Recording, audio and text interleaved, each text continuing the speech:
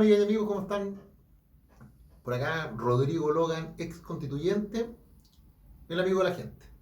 Y conforme a nuestro propósito de llevar la constituyente a la gente hasta el último día, siendo facilitadores del proceso de estudio, comprensión del texto de la nueva constitución, propuesto que va a estar plebiscitado el día 4 de septiembre, nos hemos dado la tarea de hacer videos, donde hemos explicado uno por uno los artículos del proyecto de nueva constitución, sin sesgo, de manera neutral, y tratando de explicar términos jurídicos que son de difícil comprensión, para hacerlo más fácil, para que la gente los pueda leer, reflexionar, analizar y ejercer su derecho a la libertad.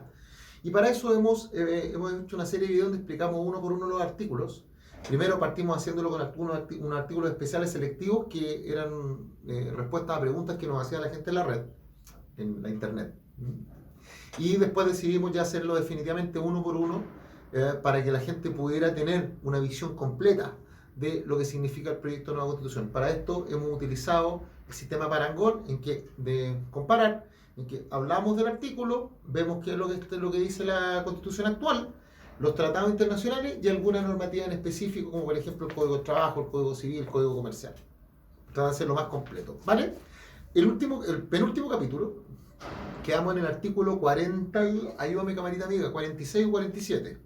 ¿Listo? Ya, pero vamos a hablar del artículo 47, ¿ya? El artículo 47 se lo repiten por último, ¿ya? Y vamos a dejar acá y vamos a ir un poco más rápido esta vez, a diferencia de las veces anteriores, porque ya hemos hecho análisis previos, hemos hecho análisis conceptuales que nos van a servir de aquí en adelante, ¿vale? Artículo 47. Los trabajadores las trabajadoras y trabajadores, tanto del sector público como privado, tienen derecho a la libertad sindical. Esta comprende el derecho a la sindicalización, a la negociación colectiva y a la huelga. La diferencia con el actual texto constitucional es que solamente el texto constitucional establece a los trabajadores del sector privado el derecho a abrir sindicatos, a tener sindicatos, a negociar colectivamente y a la huelga. No se le reconoce ese derecho a los trabajadores del sector público. ¿Ya? Se lo digo, el derecho a sindicarse. Artículo 19, número 19. La Constitución asegura a todas las personas el derecho a sindicarse en los casos y la forma que establezca la ley. La afiliación sindical será siempre voluntaria. Las organizaciones sindicales conozcan de personas jurídicas por el solo hecho de registrar su acta y estatuto en la forma y condiciones que determina la ley. La ley contemplará los mecanismos que aseguren la autonomía de estas organizaciones. Las organizaciones sindicales no podrán intervenir en actividades político-partidistas. Hoy me parezco a esa voz que aparece. Los fondos de pensiones no están como rápido. Bueno, eso. Entonces la legislación actual solamente se lo reconoce a los organismos privados, no a los públicos. Los funcionarios públicos no tienen sindicato, tienen asociación de funcionarios y no pueden ejercer su derecho a huelga, sino que lo hacen a través de paralización de funciones, paro. Ahora se reconoce a ellos también su facultad de abrir sindicatos, operarlos, negociación colectiva y el derecho a huelga. A los funcionarios públicos también. Artículo 47, número 2. Las organizaciones sindicales son titulares exclusivas del derecho a la negociación colectiva, en tanto única representante de los trabajadores ante él o los empleadores. Es otra diferencia. En la actual Constitución, cuando habla del derecho a sindicarse, que luego lo expresa en el Código del Trabajo, a propósito de el artículo 314 y siguientes, el Código del Trabajo establece que la facultad de negociar colectivamente no recae exclusivamente en los sindicatos. Por eso se dice que es una de los elementos por los cuales la sindicalización en Chile es del 14%. Hay otras que dicen que es del 7 al 9. Y por tanto acá lo que se permite, la actual legislación permite que la negociación colectiva no solamente sea a través de sindicatos, sino que a través de trabajadores que se aglutinan para tal efecto, que se agrupan para tal efecto de negociar colectivamente con el empleador. Y también hay situaciones especiales como los sindicatos de empresa, los trabajadores portuarios, los trabajadores de faena, los trabajadores tempo, se lo digo al tiro, los trabajadores de obra o faena transitoria, que eso es el capítulo segundo, artículo 365 del Código del Trabajo.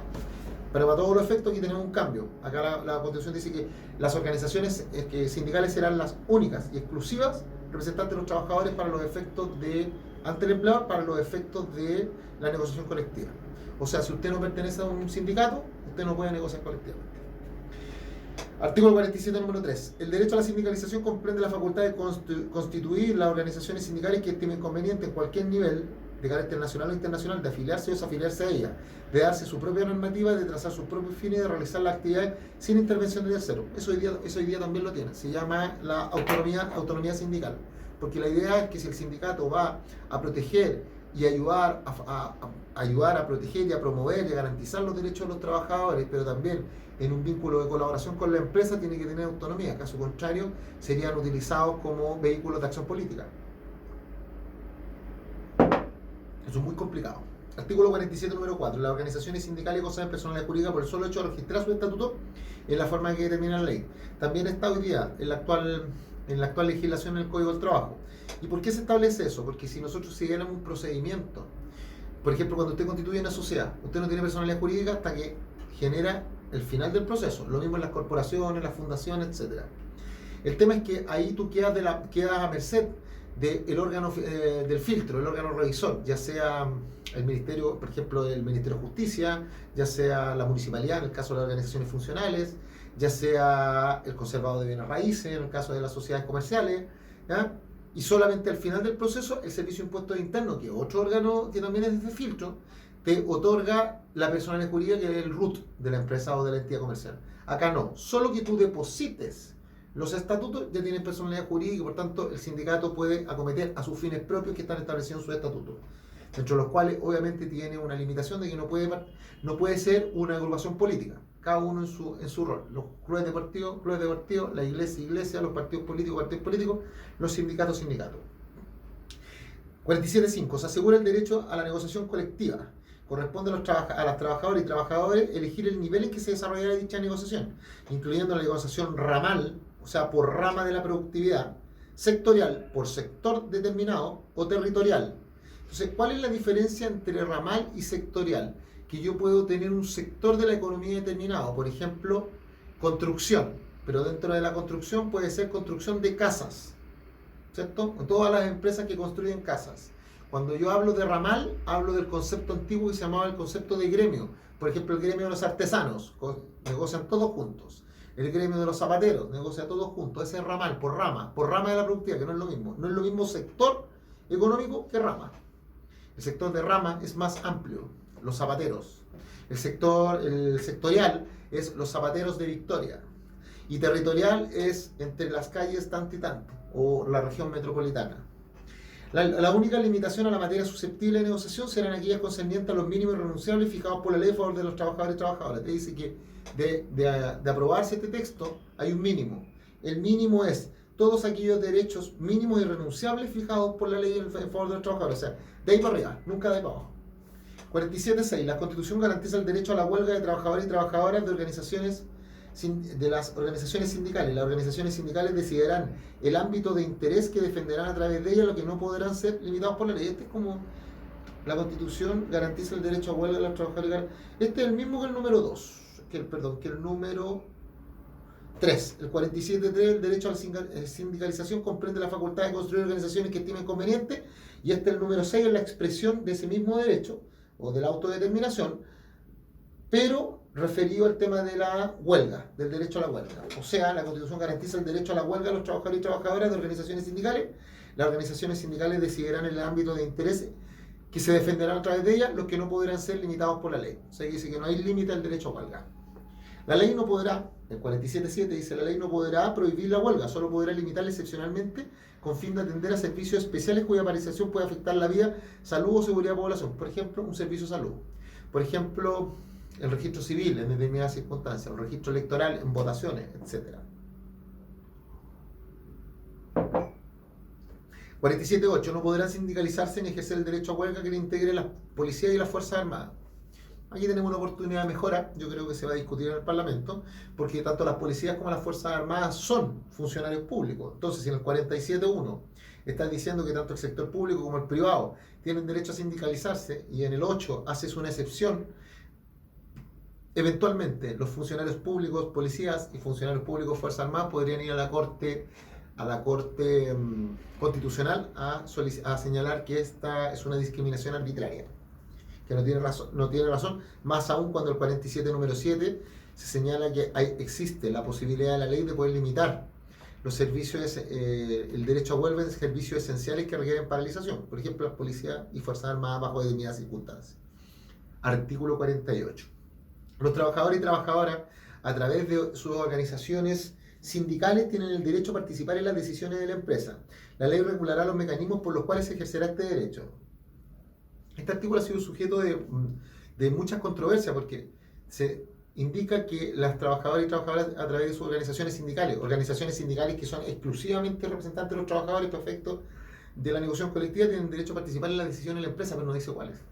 Pueden ser decisiones operativas, de marketing, finanzas, recursos humanos, o sea, quedó tan amplia que podría ser decisión incluso de decirle a la empresa qué vender, cuándo vender y cómo venderlo. Y el empresario te va a decir, sí, entonces el problema es que yo puedo caer y puedo quebrar por una decisión que no dependía de mí, sino que dependió de los sindicatos. Pero el sindicato no se hace responsable, soy yo el que quedo en DICOM, quedo endeudado, me embargan y más encima caigo a quiebra y eventualmente me puedo ir preso por no pagar las imposiciones de mis trabajadores. Sí, hay un punto. Pero no hay que olvidar acá que la oportunidad mejora cuando dice la ley regulará los mecanismos por medio de los cuales se ejercerá este derecho. Entonces, es la ley la que va a regular el mecanismo de en qué decisiones las organizaciones sindicales, trabajadores y trabajadoras podrán participar en la empresa. Y ahí yo les aseguro, porque eso sería contrario a la razón, de que se dijera que se pueden meter en cualquier decisiones del empresario comunidad económico-social, entendiendo que el empresario es quien corre el riesgo, pero los trabajadores son los que mueven el barco. ¿Sí? Somos todos parte de un mismo, somos simbióticos, lo necesitamos. Artículo 49. El Estado reconoce que los trabajos domésticos, este es muy lindo, ¿eh? Miren, ¿escuchaba usted cuando le dicen algo? ¿Usted qué trabaja? No, yo no trabajo, estoy en la casa. Yo soy dueña de casa, me da tirria cuando escucho eso.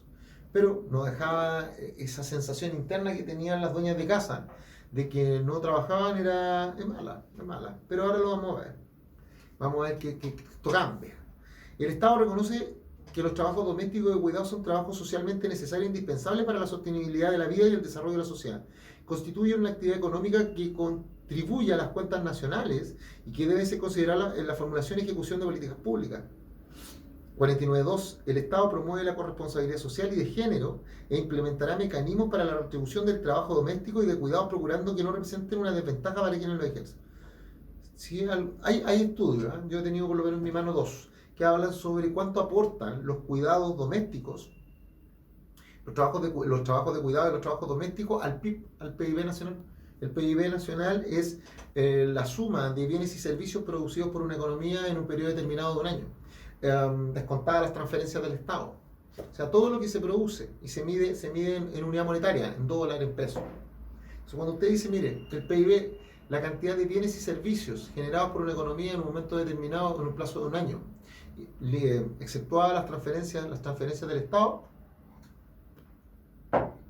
Por cierto que en esos bienes y servicios están los trabajos domésticos, porque si no fuera por los trabajos domésticos, el que sale a trabajar en otra cosa fuera de la casa no podría generar el nivel de producción, porque tendría que estar invirtiendo parte de su tiempo en estos trabajos. Recuerden, el día tiene 24 horas, 8 horas duerme, 8 horas trabaja y 8 horas está con su familia.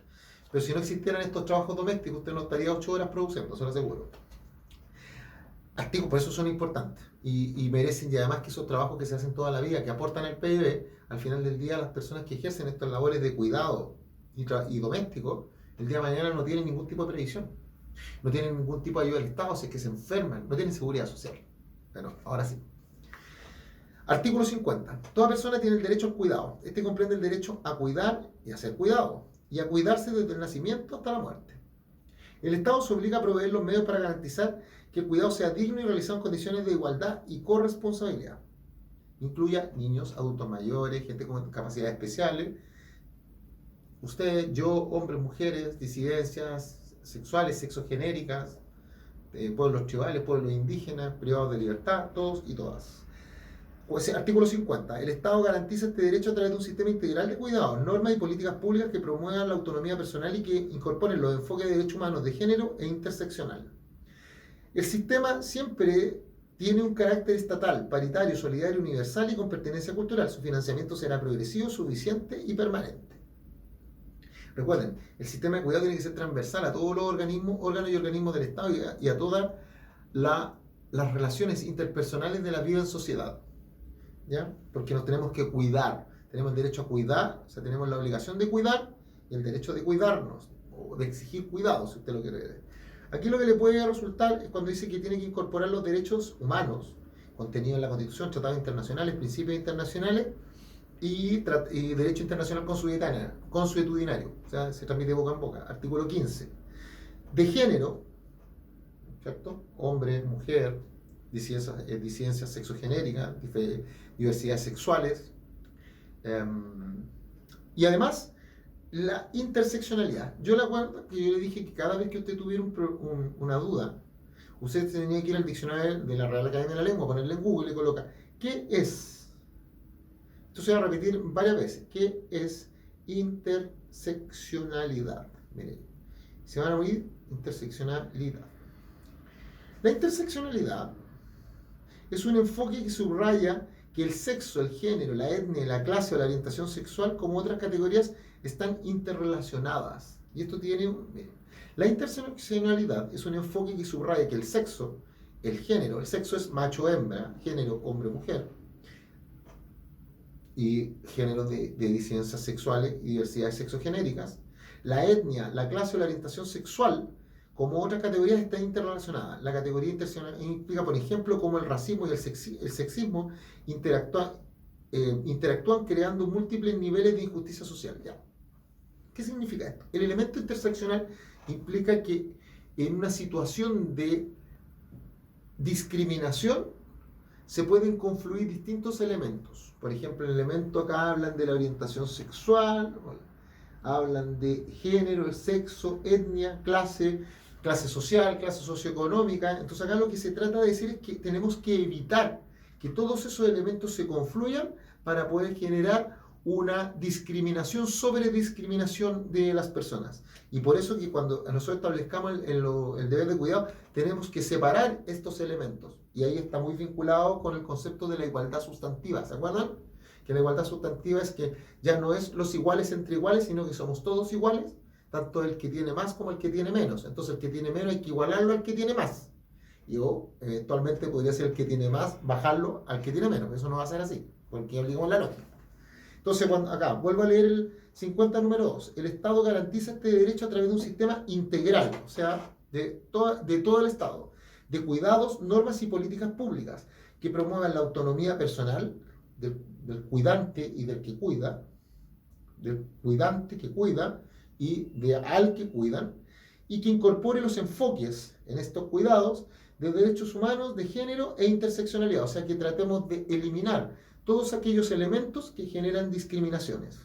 Este sistema tiene un carácter estatal, o sea, que es más allá que público, no hay que confundir. Lo público es lo que es de todos, lo estatal es lo creado, reconocido por el Estado y manejado por este bajo su criterio.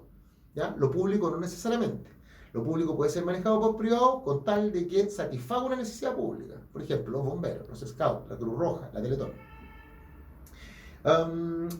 Su financiamiento es progresivo, suficiente y permanente. ¿Listo? 50 número 3. Este sistema prestará especial atención a lactantes, niños, niñas y adolescentes, personas mayores, personas en situación de discapacidad, personas en situación de dependencia y personas con enfermedades graves o terminales. Asimismo, velará por el resguardo de los derechos de quienes ejercen trabajos de cuidado. Sí, la gente que ejerce trabajo de cuidado acá tiene un rol muy importante en el proyecto de nueva Constitución.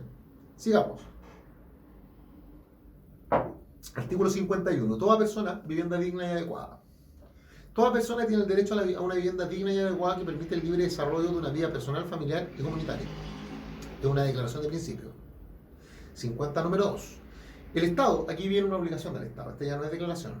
El Estado tomará, o sea, acuérdense, la ley manda, prohíbe, permite. Cuando permite, podrá. Cuando prohíbe, prohibirá, no haga. Y cuando es imperativa, tomará, obliga, garantizará, etc. El Estado tomará las medidas necesarias para asegurar su gozo universal y oportuno, contemplando a lo menos,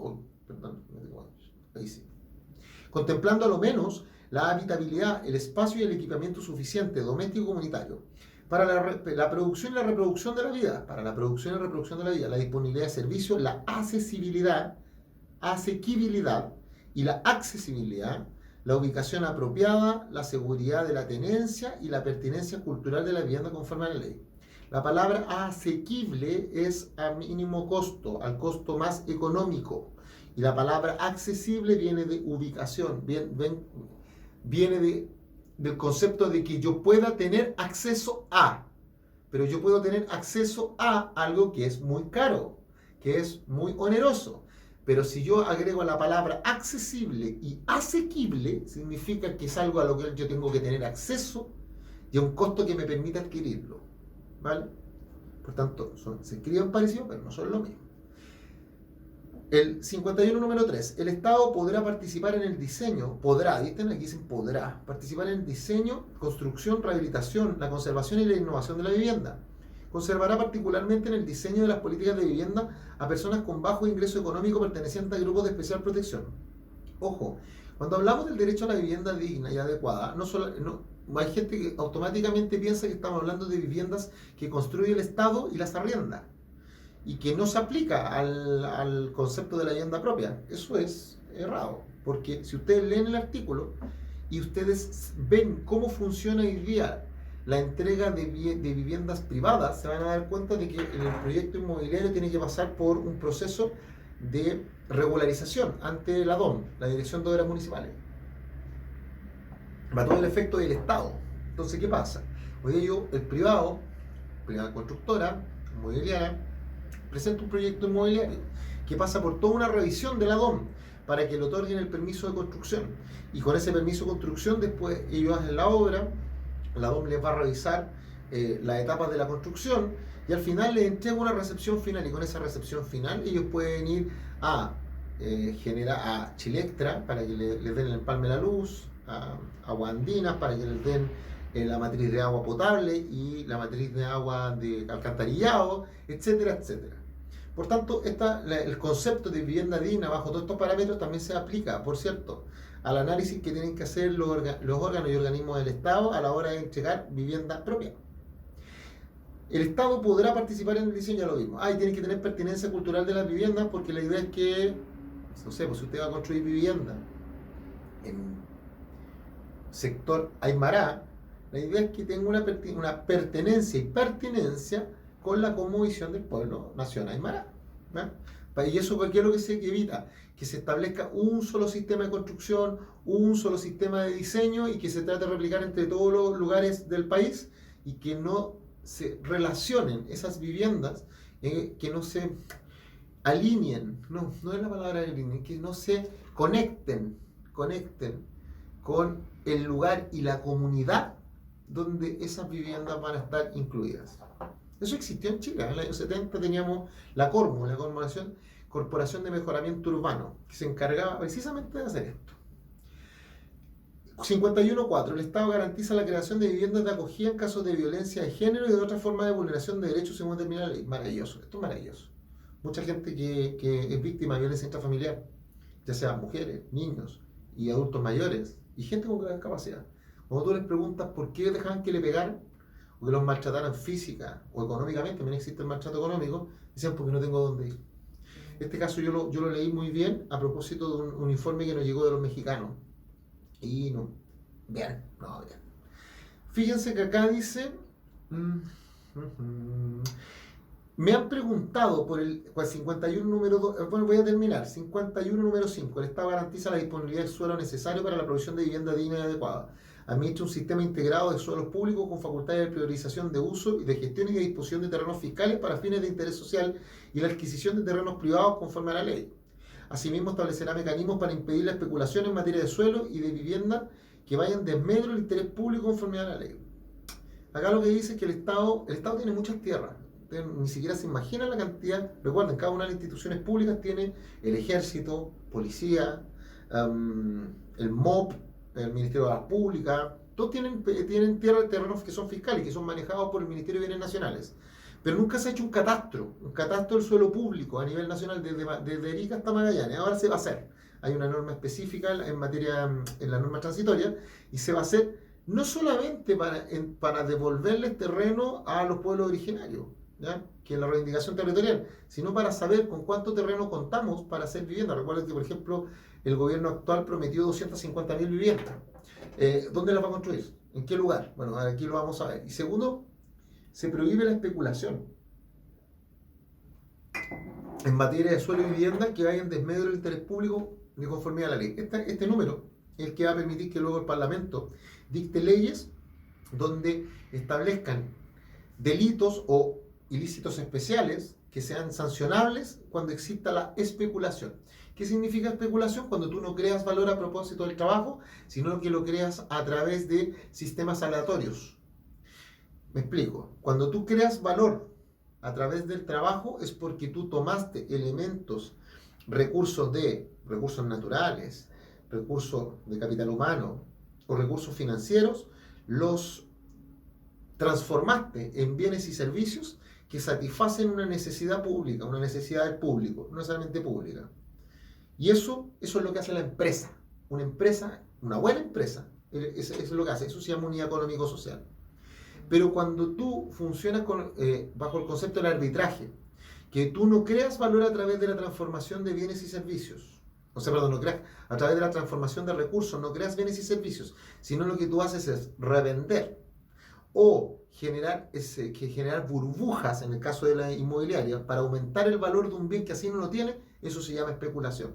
Y un especulador no es un empresario, son dos cosas distintas. Me preguntaron por el 51 número 2, aunque pueda tener empresa. Hay muchos empresarios que son especuladores. 51 número 2. El Estado tomará las medidas, ya lo leí, pero mira, fíjense en esta. El Estado tomará las medidas necesarias para asegurar el gozo universal y oportuno. Universal significa que está abierto a cualquier persona, aun cuando sea a costo. Pero si está abierto a cualquier persona que traiga billetes, eso también es universal. Por eso aquí hay que colocarle universal y gratuito, o oportuno, a bajo costo, accesible o asequible. Fíjense, dice, el Estado tomará las medidas necesarias para asegurar su gozo universal y oportuno, contemplando a lo menos la habitabilidad, el espacio y el equipamiento suficiente doméstico comunitario para la producción y reproducción de la vida, la disponibilidad de servicios, la asequibilidad y la accesibilidad, la ubicación apropiada, la seguridad de la tenencia. Aquí está. Acá, fíjense todo lo que habla del equipamiento suficiente y doméstico. Esto perfectamente podría dar pie el día de mañana para que la DOM obligara a todas las constructoras que van a entregar departamentos, que los departamentos vengan amoblados. O las casas, Servio, que vengan amobladas. Perfectamente se puede, ¿cierto? No está solamente para casas arrendadas, también puede ser para las casas propias. Ojo ahí. Segundo, cuando dice que asegura la seguridad de la tenencia.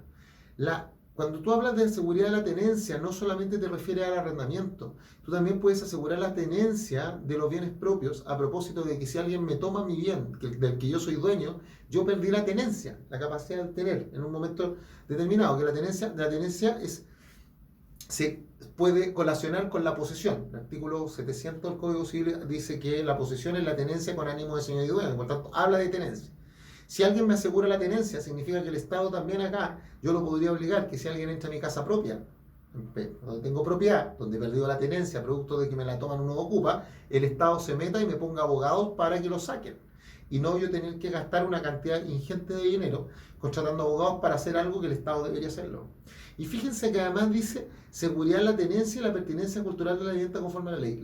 Tercero, la seguridad de la tenencia también se podría establecer a propósito del derecho a vivir en entornos libres de seguro y violencias, o sea, vivir en entornos seguros y libres de violencia, el artículo 53, y al derecho a la ciudad del artículo 52, que lo vamos a ver ahí, que me podría incluso permitir a mí demandar al Estado, en el caso de que el Estado no me asegure la tenencia, y tampoco el derecho a vivir en un entorno seguro porque se están agarrando a balazos afuera los narcos, o producto de eso me han llegado una bala loca a mi casa, el Estado tiene que asegurarme, no sé quién lo dice. Recuerden, se dan cuenta que los derechos usted los puede mirar de manera distinta, cuando ustedes los miran con el vaso medio lleno y lo miran, cada vez que usted haga un análisis, el análisis tiene que hacer desde este punto. ¿Cómo yo, ciudadano, me protejo frente al Estado? Y no al revés, no cómo hago que el Estado me entregue el mínimo posible. No funciona así. Si usted lo hace así, le está dando un mal uso a la Constitución, por lo menos desde mi punto de vista. Artículo 52. El derecho a la ciudad y al territorio es un derecho colectivo orientado al bien común y se basa en el ejercicio pleno de los derechos humanos en el territorio y su gestión democrática y la función social y ecológica de la propiedad. En virtud de ello, toda persona tiene derecho a habitar, producir, gozar y participar en ciudades y asentamientos humanos libres de violencia y en condiciones apropiadas para una vida digna. Es deber del Estado ordenar, planificar, gestionar los territorios, las ciudades y los asentamientos humanos, así como establecer reglas de uso y transformación de suelo, de acuerdo con el interés general, la equidad territorial, la sostenibilidad y accesibilidad universal. 52 número 4. El Estado garantiza la protección y el acceso equitativo a servicios básicos, bienes y espacios públicos, la movilidad segura y sustentable, la conectividad y seguridad vial. Asimismo, promueve la integración del socioespacial y participa en la plusvalía que genere su acción urbanística y regulatoria.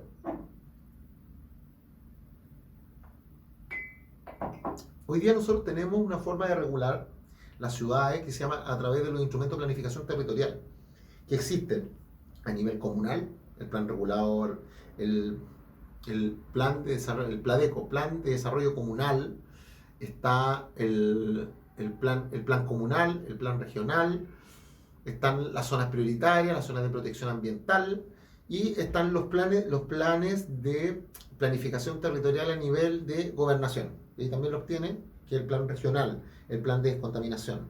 Bueno, acá, pero fíjese que todo esto está en leyes. No hay una norma que permita aglutinarlo y mirarlo como un todo, como un derecho desde el punto de vista del ciudadano, porque eso obliga a que el ciudadano tenga que estar mirando en cada una de las fuentes legales. La ley 18.695 de municipalidades, la 19.300, la ley de base del medio ambiente, la ley general de urbanismo y construcción, la ordenanza general de urbanismo y construcción. Bueno, aquí los centros y habla de que es el derecho a la ciudad y al territorio, es un derecho colectivo, o sea que lo podemos ejercer entre todos, no es individual, orientado al bien común y se basa en el ejercicio pleno de los derechos humanos en el territorio, en su gestión democrática y en su función social y ecológica de la propiedad. O sea que la propiedad tiene un límite, tiene varios límites acá en este texto, pero uno de los límites que hoy día también está en la Constitución del 80, en el artículo 19.24, inciso tercero, la función social, que es la que incluso lo define y que nosotros podríamos tomarla para definir eso, dice que es aquella, solo en virtud de una ley se puede establecer, artículo 19 número 3, 19 número 24 de la actual Constitución, el derecho de propiedad en sus diversas especies, sobre toda clase de bienes corporales e incorporales. Solo la ley puede establecer el modo de adquirir la propiedad, de usar y gozar y disponer de ella, las limitaciones y obligaciones que derivan de su función social.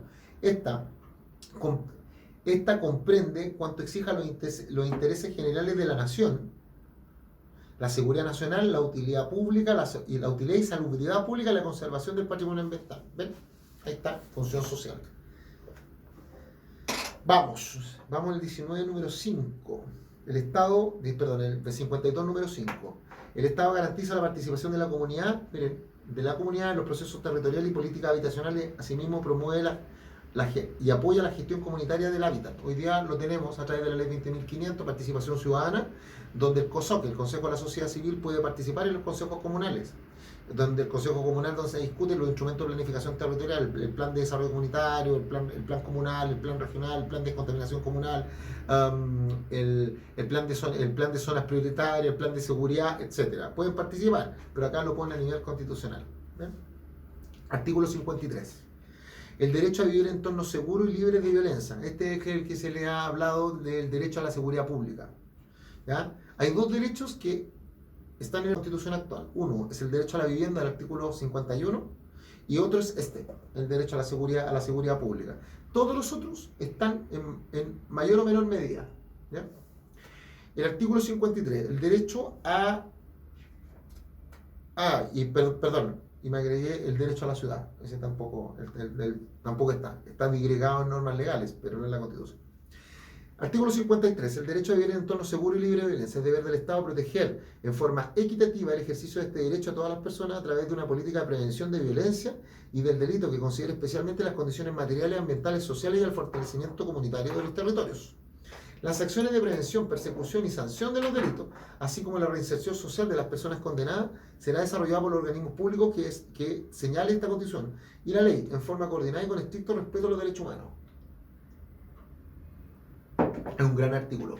Es un gran artículo que permitiría poder resolver desde el punto de vista de la causa y no desde el efecto problemas como los que hoy día estamos teniendo en el norte grande, en la macrozona sur, en el sector de la Araucanía, problemas que tenemos en Valparaíso, es un gran artículo. Obviamente para eso requiere tener atribuciones en las policías, porque hoy día el proyecto de una constitución no habla de Carabineros y PDI como lo hace la constitución vigente, sino que habla de las policías. Todavía no sabemos cuáles policías, pero sí sabemos cuáles son los límites que van a tener esas policías. ¿Ya? Que las policías, como ustedes lo sepan, están en el... Siempre me preguntan, en el artículo 101 a 103, del 105, perdón, del 101 al 105 de la actual constitución. Vamos, artículo 54. 53, número 2. Las acciones de prevención, persecución y sanción de los delitos, así como la reinserción social de las personas condenadas, será desarrollada por los organismos públicos que señala la Constitución, no necesariamente las policías. Que señala esta Constitución y la ley, en forma coordinada con estricto respeto a los derechos humanos. ¿Por qué les digo que no solamente las policías? Porque también va a haber un Ministerio de Seguridad Pública. Sí, bien digo, el Ministerio de Seguridad Pública. Y el Ministerio de Seguridad Pública, va a estar, va a estar la Política Nacional de Seguridad Pública, porque el Ministerio de Seguridad Pública fue hasta ahora, lo acaba de aprobar el Senado, es un tema de ley. Pero acá en la Constitución se habla de la Política Nacional de Seguridad Pública que va a estar a cargo del Presidente de la República. Y ahí hay otros organismos, aparte de las policías, que van a propender a proteger el derecho a vivir en entornos seguros y libres de violencia. Ojo, aun cuando gane el apruebo, está acá, gana el rechazo, ya hay un proyecto de ley que habla sobre la generación del Ministerio de Seguridad Pública, así que va a ser realidad, este derecho va a ser realidad sí o sí. Artículo 54, el deber del Estado asegurar la soberanía y seguridad alimentaria. Para esto promoverá la producción, la distribución y el consumo de alimentos que garanticen el derecho a la alimentación sana y adecuada, el comercio justo y sistema alimentario ecológicamente responsable. El Estado fomenta la producción agropecuaria y ecológicamente sustentable. Reconoce, fomenta y apoya la agricultura campesina e indígena, la recolección y la pesca artesanal, en tanto actividades fundamentales para la producción de alimentos. Del mismo modo, promueve el patrimonio culinario y gastronómico del país.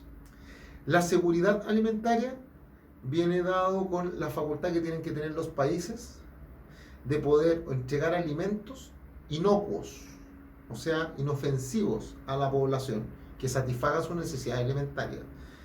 Y para eso el Estado tiene que tener la facultad de fiscalización completa sobre toda la cadena de producción de los alimentos.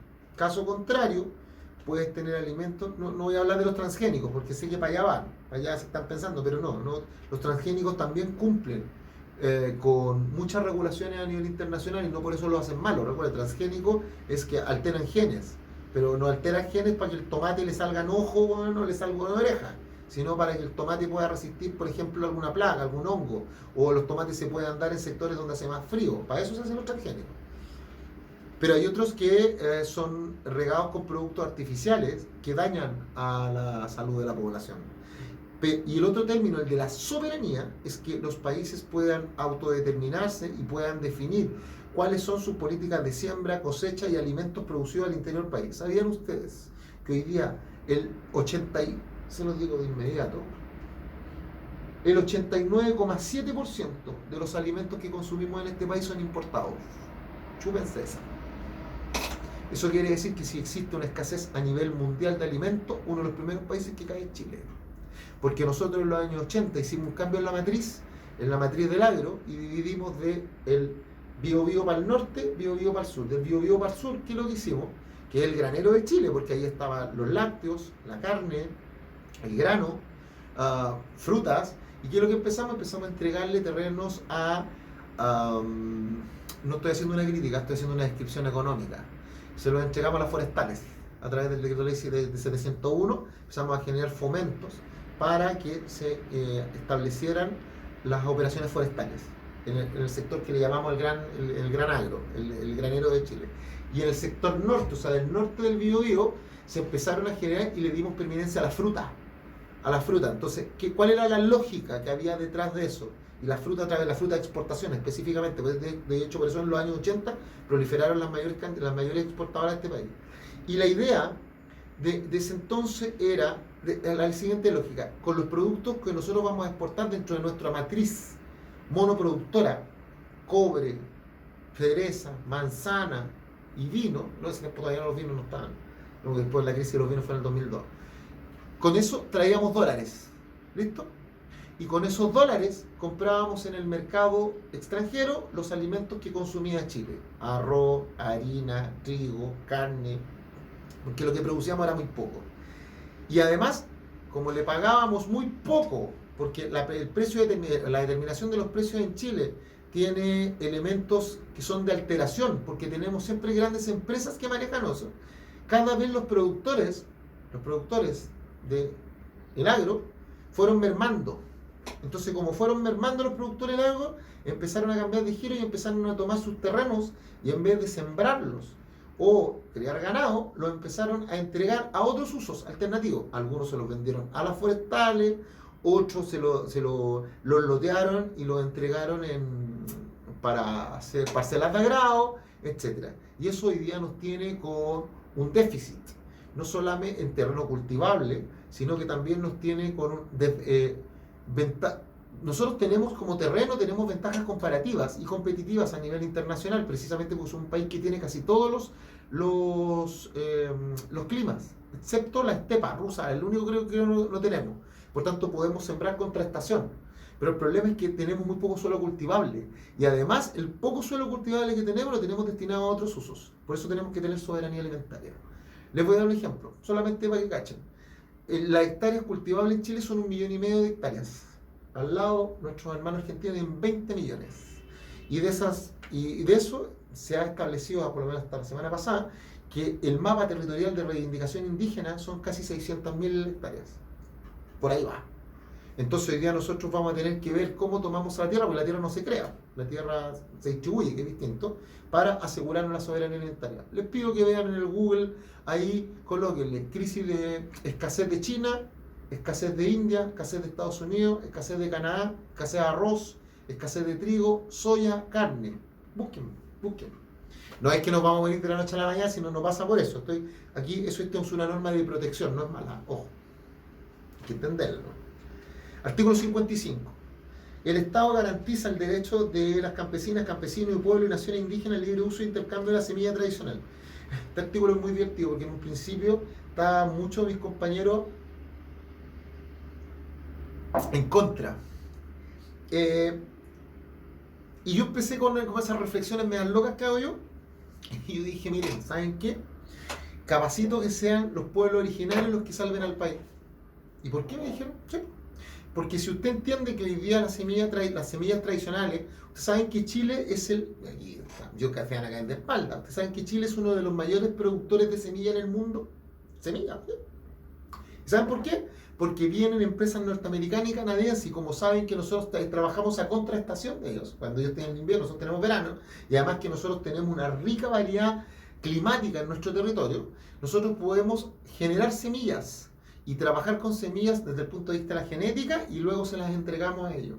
Por eso Chile es uno de los mayores productores de semillas, pero esa semilla tiene propiedad industrial, no es una propiedad especial, porque tiene la propiedad vegetal, pero tiene una protección que hace que el resto no la pueda ocupar. Entonces yo lo que decía era que a través de la protección de los pueblos y naciones indígenas, el libre uso e intercambio de sus semillas tradicionales, esas semillas tradicionales el día de mañana podrían entregar alimento al pueblo.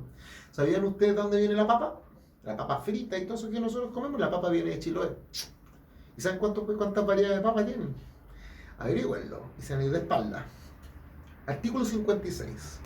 Toda persona tiene derecho a la alimentación adecuada, saludable, suficiente, nutricionalmente completa y pertinente y culturalmente. La alimentación adecuada. Ese artículo me toca a mí. Este derecho comprende la garantía de alimentos especiales para los que lo requieran por motivos de salud, ¿cierto? Adultos mayores, gente con algunos problemas médicos. Sí, está bonito está bonito. Entregarle, por ejemplo, Pediasure, yo sé que no se habla de marcas, me acaban de retar, pero entregárselo a los adultos mayores, ¿por qué no? A los niños. Ustedes saben que y aquí me voy a la ola, de nuevo, me van a retar. Ustedes saben que del grado de alimentación dependen muchas cosas. ¿Sabían ustedes por qué? Hay estudios, no lo digo yo, hay estudios que dicen por qué países vecinos tienen mejores deportistas que nosotros cuando tienen menor habitantes, como por ejemplo Uruguay. ¿Qué comen ellos? Carne, huevo, leche. Tienen una estructura ósea más firme, tienen músculos mejores desarrollados, son más fibrosos. No es que no me estoy enamorando de ellos, solamente estoy hablando de que de la alimentación saludable depende la estructura corporal, depende de tu rendimiento, pero también tu rendimiento intelectual. ¿Saben cuánto es la cantidad de palabras que ocupamos nosotros, un chileno promedio? 900. ¿Saben cuánto ocupa un argentino? 3.600. Andan por ahí los uruguayos también. Y también nuestros hermanos bolivianos y peruanos, vean cómo hablan. No estoy diciendo que por comer mejor tienes mejor hablamiento, como dicen por ahí. No, pero influye bastante, créanme. Si no, vean a la gente del campo, que no se enferma nunca, comen bien. Vamos, 56. Toda persona tiene derecho a alimentación adecuada, saludable, suficiente, nutricionalmente completa y pertinente y culturalmente. Este derecho comprende la garantía de alimentos especiales para quienes lo requieran por motivo de salud. 56.2. El Estado garantiza en forma continua y permanente la disponibilidad y el acceso a alimentos que satisfagan este derecho, especialmente en zonas aisladas geográficamente. Me parece excelente, sobre todo con los problemas que hemos tenido en la pandemia de las cadenas de suministro. El Estado se hace cargo, mandará a los carabineros, mandará al ejército, pero en sectores como Aysén, compadre, como Magallanes, como Ollagüe en el norte, como Colchane, hay que ir a posiciones hermanos, nuestros compatriotas. 57. Toda persona tiene derecho al agua y al saneamiento suficiente, saludable, aceptable. ¿Se acuerdan lo que le dije? Asequible y accesible. O sea que yo tengo acceso, pero además al mínimo costo. Es deber del Estado garantizarlo para las actuales y futuras generaciones. O sea, aseguramos el derecho humano al agua y al saneamiento suficiente. Y no solamente de quienes lo pueden pagar, de todos y todas. El Estado vela por la satisfacción del derecho atendiendo a la necesidad de las personas en sus distintos contextos. O sea, nadie se queda sin agua. Este artículo ya podríamos haberlo extractado, ¿ya? Si alguien quiere me dice, oye, pero este artículo sí, la ley 21.435, que es el nuevo Código de Agua, también lo establece, que fue en abril de este año, fue dictado. Pero hasta en la Constitución. ¿Ustedes saben la diferencia? ¿Te acuerdas que en la pirámide de Maslow, que yo les dije que arriba estaba la Constitución y los tratados internacionales, abajo la ley, abajo los decretos, reglamentos y oficios, y abajo los contratos y testamentos? Entonces, cuando usted hace una comparación para saber cuál de las dos normas, en el caso que entre en colisión, vale, mire la pirámide. La Constitución siempre va a pesar más que una ley, o debería al menos. Pero aquí eso está establecido en el artículo 13. Usted ya lo lee, ya pues, el 16, el principio de la supremacía constitucional. ¿A dónde voy? ¿A dónde voy, camarita amiga? El Estado vela por el artículo 58. La Constitución reconoce a los pueblos y naciones indígenas el uso tradicional de la agua situada en territorios indígenas o autonomías territoriales indígenas. Es deber del Estado garantizar su protección, integridad y abastecimiento. Ya, ok, yo sé que lo que me van a decir. Me van a decir que los indígenas, los pueblos y naciones indígenas tienen derechos que el resto no tiene, porque ellos tienen derecho al uso tradicional de agua citado dentro de su territorio indígena o autonomías indígenas. Y sí, de una primera lectura parecería que ellos tienen derecho que el resto de los chilenos no tenemos, pero también tomen en consideración que acá están hablando de que en la reivindicación territorial, que es una obligación del Estado, tú no puedes dar una reivindicación territorial sino que si no les aseguras además los derechos de uso de esos territorios. Estoy haciéndolo neutro. Insisto, yo acá veo una oportunidad. Sé que suena así, que suena suena entrega privilegios, pero pensemos en el futuro. Ustedes sabían que para ser indígena no solamente tienes que nacer indígena o tener sangre, tú también te puedes autopercibir como indígena. Vea la ley 19.253, artículo 2C. Se sigue un procedimiento ante la CONADI, Corporación Nacional de Desarrollo Indígena. Por lo tanto, yo me podría autopercibir y también tener estos derechos el día de mañana y al uso de la semilla ancestral. Si las cosas se ponen feas, nos terminamos todos autopercibiendo indígenas. ¿Por qué no? ¿Por qué no? Imagínense todo aymara, todo mapuche, todo rapanui. ¿Por qué no? Artículo 59. Toda persona tiene derecho a un mínimo vital de energía asequible y segura. Segura sobre todo eso. El Estado garantiza el acceso equitativo y no discriminatorio a la energía que permita a las personas satisfacer sus necesidades, velando por la continuidad de los servicios energéticos. Asimismo, regula y fomenta la matriz energética distribuida, descentralizada y diversificada, basada en energía renovable y de bajo impacto ambiental. La infraestructura energética es de interés público, ¿cachai? Es de interés público. O sea, que nadie se quede sin energía, porque entendemos que la energía no solamente sirve para la producción y reproducción de la vida, sino que también sirve para la producción y generación de riquezas. No de propiedad, de riquezas, para que luego esas riquezas sean distribuidas de manera uniforme entre los distintos miembros del Estado-Nación. 59.5. El Estado fomenta y protege a las empresas cooperativas de energía y el autoconsumo. No el autoconsumo, el autoconsumo energético. Ay, mira, no feo, tiro acá. Vaya, antes de el test. Artículo 60. Toda persona tiene... Artículo 60. Este es muy bueno. Yo aquí participé, así que se los puedo decir. No, que ustedes no me lo van a creer, pero sí tiene mi mano acá. Artículo 60. Toda persona tiene derecho al deporte, a la actividad física y a las prácticas corporales. El Estado garantiza su ejercicio en sus distintas dimensiones y disciplinas, ya sean recreacionales, educativas, competitivas o de alto rendimiento. Para lograr estos objetivos se podrán considerar políticas diferenciadas. 62. El Estado reconoce la función social del deporte, en tanto permite la participación colectiva, la asociatividad, la integración, la inserción social, así como el mantenimiento y mejora de la salud. Esta cuestión que me está tirando. De la salud. La ley asegura el involucramiento de las personas y comunidades con las prácticas del deporte. Niños y niñas adolescentes gozarán de la misma garantía en los establecimientos educacionales. Del mismo modo, garantiza la participación de las primeras en la dirección de diferentes instituciones deportivas, de las niñas, niños y adolescentes. 60, número 3. La ley regulará y establecerá los principios aplicables a las instituciones públicas o privadas que tengan por objeto la gestión del deporte profesional como actividad social, cultural y económica, debiendo garantizar la democracia y participación vinculante de sus organizaciones. Insisto, ¿por qué es tan importante? El deporte es una forma de asociatividad. ¿Cuál es la diferencia? Ustedes me van a preguntar aquí por qué habla del deporte. Miren, la diferencia es que cultura es toda expresión de la humanidad, cualquiera. Pintura, música, teatro, chiste, narrativa. Y los juegos también son parte de la cultura. El juego es una expresión artística, es una expresión cultural que genera una dinámica de colaboración y competencia a la vez, ¿cierto? Y que tiene por misión fundamental el divertir, entretener, pero también servir de fundamento a poder desarrollar otras aptitudes y aptitudes. Cuando un juego tiene una regulación determinada, tiene un escalafón jerárquico y tiene jueces, pasa a ser, y es reconocido, se pasa a ser deporte. Todo deporte partió como juego. Fútbol, chueca, tenis, primero son juegos.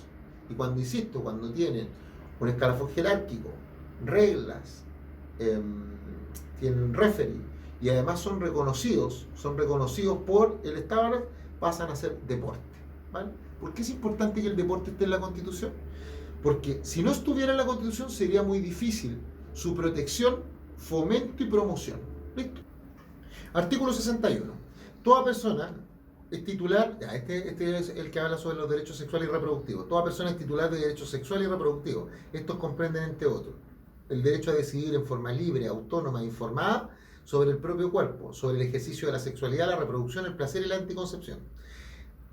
61.2. El Estado garantiza su ejercicio sin discriminación, con enfoque de género, inclusión, pertinencia cultural, así como el acceso a la información, educación, salud y a los servicios y prestaciones requeridos para ello, asegurando a todas las mujeres y personas con capacidad de gestar las condiciones para un embarazo, una interrupción voluntaria del embarazo, un parto y una maternidad voluntaria y protegida. Asimismo, garantiza el ejercicio libre de violencia e interferencia por parte de terceros, ya sean individuos o instituciones. La ley regulará el ejercicio de estos derechos. El Estado reconoce y garantiza el derecho de las personas a beneficiarse del progreso científico para ejercer de manera libre, autónoma y no discriminatoria de este derecho. A mí me cuesta en lo personal, voy a tratar de ser lo más neutro que pueda. Aquí se establece el derecho al cuerpo, a decidir de forma libre sobre tu propio cuerpo, y es el que permite la interrupción del embarazo de manera voluntaria, pero no como hoy día tenemos nosotros la interrupción del embarazo por causas médicas, viabilidad del feto, peligro de vida de la madre o violación. Aquí es libre. Segundo, pero sí me llama la atención algo, más allá de eso que ustedes lo pueden ver, pero dice que se garantiza el ejercicio libre de violencia e interferencia por parte de terceros, es decir, el padre del bebé que va a ser interrumpido el embarazo no puede meterse porque es un tercero. Y dice, los abuelos tampoco, pero dice que ya sean individuos o instituciones, es decir, tampoco el Estado. Yo creo que acá hay una oportunidad de mejora y tenemos que hacerlo. Porque dice que también se prohíbe, la interferencia de individuos o instituciones. De hecho, está el Estado. El Estado también es una institución y también se prohibiría, no sé, por una fundación Provía o alguien que quisiera ayudar, una casa acogida a esa mujer que pretende interrumpir voluntariamente su embarazo. Y lo otro que me preocupa, que también es una oportunidad de mejora, es que el Estado reconoce y garantiza el derecho de las personas a beneficiarse del progreso científico. Por ejemplo, hoy día si yo le digo, ¿es posible la interrupción del embarazo de manera voluntaria en la semana 39? Seguramente una mujer me va a decir, tan loco, porque a la 39 existe peligro de vida de la madre. Y yo le voy a preguntar por qué. Me va a decir, porque todo el progreso científico hasta ahora dice que es viable hasta la semana 22. ¿Listo? Pero aquí lo dice, garantiza el derecho a las personas a beneficiarse del progreso científico. Si mañana los norteamericanos, la Fundación George Soros, estableciera de que hay un método para poder pasar esas 22 semanas, la persona podría perfectamente beneficiarse de ese progreso científico para efectuar la interrupción voluntaria del embarazo. Otro tema donde también podría ser ocupado es cuando habla de que tú puedes decidir en forma libre, autónoma e informada sobre el propio cuerpo, sobre el ejercicio de la sexualidad y la reproducción, el placer y la anticoncepción. Cuando habla de que tú puedes decidir sobre tu propio cuerpo de manera informada, también hay una oportunidad de mejora ahí. Porque si el cuerpo es mío, lo puedo vender, arrendar, prestar, etcétera. Por tanto, y todo lo que está dentro de mi cuerpo, incluyendo mis órganos, tenemos oportunidad acá de mejora. Y lo otro que me llama la atención, donde creo que también podemos nosotros tener una oportunidad de mejora, es los servicios y prestaciones requeridos para ellos, según a todas las mujeres y personas con capacidad de gestar, las condiciones para un embarazo.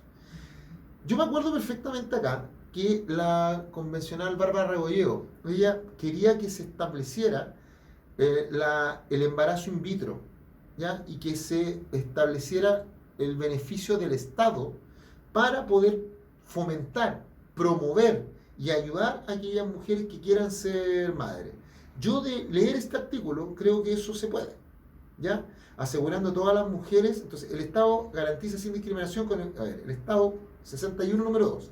El Estado garantiza su ejercicio sin discriminación, con enfoque de género, inclusión y pertenencia cultural, así como el acceso a la información, educación, salud y a los servicios y prestaciones requeridos para ello, asegurando a todas las mujeres y personas con capacidad de gestar y dice, me imagino, dice mujeres y personas. Se da cuenta que hay personas que no son mujeres que también podrían tener capacidad de gestar las condiciones para un embarazo. Listo. Yo creo que ahí para los que han querido ver lo contrario, yo creo que en esa, donde dice personas o sea, mujeres y personas con capacidad de gestar las condiciones para un embarazo, perfectamente pueden entrar políticas y planes y políticas públicas para ayudar a las mujeres que quieren tener y que se quieren someter a métodos de inseminación artificial. Perfectamente. Artículo, ¿ves que cuando miramos el vaso medio lleno es distinto? Artículo 62. Toda persona tiene derecho a la autonomía personal, al libre desarrollo de su personalidad, de su identidad y de sus proyectos de vida. Este va muy relacionado con el derecho a la igualdad sustantiva, que esté libre de estereotipos de género. Recuerden que bajo la concepción de la nueva Constitución ya no hablamos de hombre o mujer, porque esos son creaciones sociales, sino que nos deconstruimos y entendemos que entre medio de hombres y mujeres hay una diversidades y que también tienen que ser reconocidas y visibilizadas. Artículo 63. Se prohíbe la esclavitud, el trabajo forzado, la servidumbre y la trata de personas de cualquiera de sus formas. El Estado adoptará políticas de prevención, sanción y erradicación de dichas prácticas, así como garantizará la protección, la plena restauración de derechos, la remediación y la reinserción social de las víctimas. Chile fue el quinto país en el mundo en reconocer o abolir la esclavitud constitucionalmente hablando, en el Reglamento Constitucional de 1823. Pero además de eso, el hecho de que se prohíba el trabajo forzado incluye que no podrían alguien obligar a las personas privadas de libertad a hacer trabajo forzado mientras están cumpliendo la condena. Artículo 64. Toda persona tiene derecho al libre desarrollo y pleno reconocimiento de su identidad, ¿cierto? En toda su dimensión y manifestación, incluyendo las características sexuales, identidad y expresiones de género, nombre y orientaciones sexoafectivas. 62, número 4. El Estado garantiza su ejercicio a través de leyes, acciones afirmativas y procedimientos. El derecho a la identidad parte a propósito de una declaración de las Madres de Mayo en Argentina, y que querían que se estableciera el derecho de aquellos hijos que fueron robados por la dictadura de poder conocer su identidad real y saber quién eran sus familiares, y viceversa, sus familiares poder pedir hasta el final que si el Estado pusiera dinero para investigar y saber dónde estaban esos hijos, conocer la identidad de los mismos. Pero luego se amplía el concepto y se genera el concepto identitario, valga la redundancia, en virtud del cual el movimiento LGTBI+, parte de la base y señala de que es deber del Estado el reconocer la facultad, el derecho subjetivo de los miembros del Estado-Nación a buscar constantemente, buscar y rebuscar para establecer cuál es su identidad, pero que tienen que estar libres de violencia de género y libre de estereotipos de género que han sido históricamente construidos, como por ejemplo el concepto de hombre o mujer. Y ellos tienen el derecho a explorar su sexualidad para poder establecer su identidad. Y de ahí vienen incluso algunas diversidades sexogenéricas, como por ejemplo el género fluido, que señalan que un día se autoperciben como hombre, al otro día como mujer. O las diversidades sexuales. De ahí viene el concepto ampliado del derecho a la búsqueda de la identidad. Y aquí queda claro. Y el Estado debe garantizar su ejercicio, 64 número 2, a través de leyes, acciones afirmativas y procedimientos.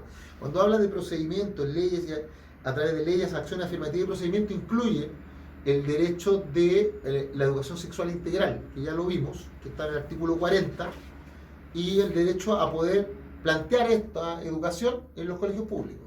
Acuérdense, el artículo 40, toda persona tiene derecho a recibir una educación sexual integral que promueva el disfrute pleno y libre de la sexualidad, de responsabilidad sexoafectiva, la autonomía, el autocuidado y el consentimiento, el reconocimiento de las diversas identidades y expresiones de género y la sexualidad que erradique los estereotipos de género y que provenga la violencia de género y sexual.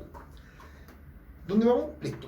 Artículo 65. Les pido por favor que cuando lean este artículo lo hagan con mirada estadista, con amplitud y con apertura de mente, ¿ya? ¿Qué quiere decir esto? Que usted puede no estar de acuerdo, pero céntrese en el qué, en el por qué dice lo que dice, aunque usted no esté de acuerdo, o puede estar de acuerdo, pero céntrese en el qué, no diga no porque no. Porque cuando usted dice no porque no, y usted invisibiliza el de al frente no deja de existir porque usted no lo quiere ver, existe igual. Pero la diferencia es que cuando usted lo invisibiliza no lo respeta, porque no lo conoce. Y si no lo conoce, nunca va a llegar a amarlo como legítimo otro, ni menos respetarlo. Artículo 65. El pueblo y naciones indígenas y sus integrantes tienen el derecho a la identidad e integridad cultural y al reconocimiento y respeto de sus cosmovisiones, formas de vida e instituciones propias. ¿Ven? Ahí tienen un ejemplo palpable de lo que es la búsqueda de la identidad. Se prohíbe la asimilación forzada y destrucción de sus culturas. Yo me acuerdo de haber conversado esto con Elisa Loncón y con Natividad Bienquereo, me encantó esa conversación. Es muy inteligente además. Estaba el Lucho Jiménez del pueblo del Mará, y ¿quién más estaba? Había alguien más. Tiraco, el de los changos. Y ellos me comentaban lo importante que significa para las naciones indígenas el mantener su cultura, pero que la mantienen desde el idioma y la generación de ritos y la repetición de ciertos ritos que hablan de su cosmovisión. Y yo decía, verdad, pues yo lo analizaba a propósito de los ritos que se dan en el tema del 18 de septiembre, porque ¿qué es lo que es un rito? ¿Para qué sirve un rito? Para demostrarte que un día no es igual a otro, ¿cierto? Y conmemoramos de manera solemne ciertas dinámicas dentro del grupo Estado-Nación. Y también el idioma es súper importante. O sea, para mí me ha tocado, gracias a Dios, tener la bendición de viajar por estos países. Y cuando viajaba por esos países, qué cosa más rica, escuchar a alguien con el acento chileno. Así que, ahí viene. Artículo 66. Los pueblos y naciones indígenas tienen el derecho a ser consultados previamente. Aquí está el derecho a la consulta previa indígena. Consulta, no consentimiento. El consentimiento viene en el 191 número 2. Los pueblos y naciones indígenas tienen el derecho a ser consultados previamente a la adopción. Previamente, o sea, antes de.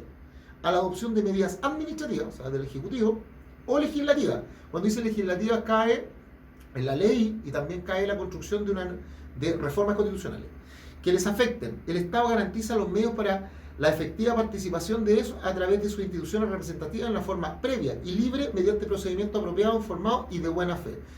Chicos, yo sé que esto usted lo complica porque dice, ¿cómo le vamos a estar consultando cada vez que se quiera mover? Pero, miren, lo siento. Chile adscribió antes al convenio 169 de la OIT. Por tanto, es un tratado internacional y según la Constitución actual es vigente, está vigente por el artículo 5º, inciso 2º. Así que, lo siento, ya estamos acá y es parte de nuestra Constitución. Y por tanto, dentro del convenio 169 de la OIT, desde el año 2008. Convenio 169 sobre pueblos indígenas y tribales en países independientes. En 2008 lo ratificó Chile, así que es expresión de ese convenio, ¿no? No es que lo haya creado alguien de la convención. Lo pusimos ahí, ¿no? Artículo 67. Toda persona tiene derecho a la libertad de pensamiento, de conciencia, de religión y de cosmovisión. Este derecho incluye la libertad de profesar, cambiar de religión, de creencia y su libre ejercicio en el espacio público o en el privado, mediante el culto, la celebración de ritos, las prácticas espirituales y de enseñanza. Y de enseñanza. Además, comprende la facultad de dirigir templos, dependencias y lugares para el culto, mantener y proteger y acceder a los lugares sagrados y de relevancia espiritual, rescatar y preservar los objetos de culto que tengan un significado sagrado. El Estado reconoce la espiritualidad como elemento esencial del ser humano. Las agrupaciones religiosas y espirituales pueden organizarse con personas jurídicas. Tienen prohibida toda forma de lucro y sus bienes deben gestionarse en forma transparente en conformidad con la ley, respetando los derechos y deberes y principios que esta Constitución establece. Es muy parecido al actual. La única diferencia es que aquí tenemos que hacer una clara distinción entre lo que es la libertad de culto, o sea, de poder desarrollar un culto determinado con ritos, que no es lo mismo que religión. La palabra religión significa religario, o sea, la nueva relación que tenemos los seres humanos con nuestro ser divino, en mi caso, Dios. De lo que es la libertad de conciencia, que es la libertad de pensar distinto, que no es solamente la libertad religiosa, también la libertad política, también es la libertad de conciencia. La libertad de informarme y de emitir información, libertad de conciencia. Pero en este caso, la libertad de pensamiento, conciencia, religión y de cosmovisión. Aquí se hace una distinción desarrollando más que nada la libertad de culto.